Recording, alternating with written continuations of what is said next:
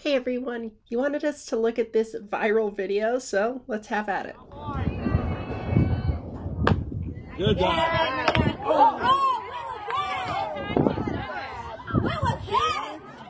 Let's get some situational facts out of the way. This looks like a high school softball game. There is a runner on second who is not trying to steal. There is no fielder at third base. Notice they're playing in, and the batter is in the box the whole time. So what in the world is the catcher doing? This isn't the first time it happened either. Earlier in the game, this same catcher did the same thing. That time, however, there was a runner on third.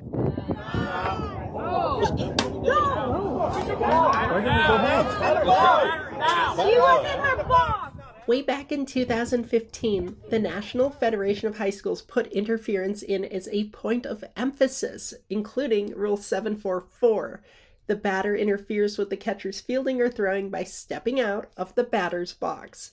So theoretically, this earlier instance with a runner on third, you could make the case for a back pick attempt that the batter got in the way of. If the batter stays in the box, you have nothing, but if the batter steps out of the box on a pickoff, by rule, that's interference.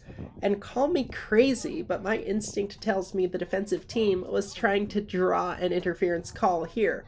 I don't think they got it, which means the ball remains live, but I think that's what they were trying to do, which suggests possibly this could have even been coached, so that when the sixth inning comes around, the catcher thinks the batter might be stepping back and out of the box and tries to get the call again, except there was nothing to interfere with this time since the runner was on second, not third, and not even trying to go to third.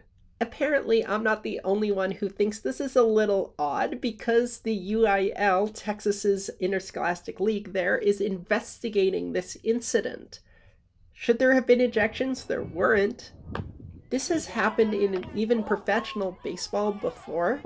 Bailey is up. The runner goes for third. It's a called strike. The throw hit the batter in the midsection. The speed at which this happens, the catcher nearly in one motion throws the ball into the batter and turns to the umpire for a call. Let's be clear, the batter's doing nothing wrong by standing there. Suggests this is something catchers, well, do. We're all familiar with the coaching for catchers to hit a batter runner in the back if they're out of the runner's lane going to first. Hit him, it's interference. They're illegal in that case. So what's to say this isn't a similar ploy if the batter steps out of the box? Except the sixth inning play is so woefully misguided because there's no potential play at third base. In order for interference to be called, you have to be interfering with something.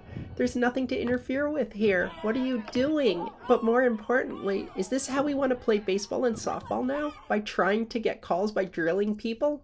I think malicious contact is fair game here. The softball rule is 235. You'll notice that while we're used to seeing malicious contact by a runner on a fielder, usually a collision at the plate, it's actually excessive force with an opponent.